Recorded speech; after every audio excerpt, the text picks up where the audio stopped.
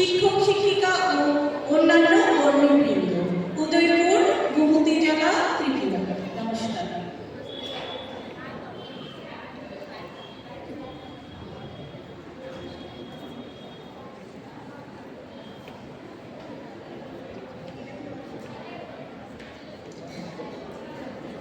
এবারে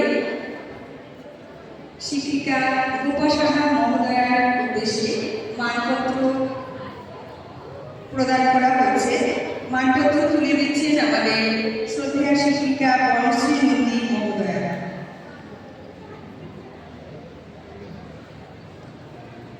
এবারে আমরা আমাদের আরেক প্রিয় শিক্ষিকা শ্রীমতী চন্দনা সাহার উদ্দেশ্যে মানপত্র পাঠ করবে আমাদের প্রিয় শিক্ষিকা শ্রীমতী সুপ্রিয়া দাস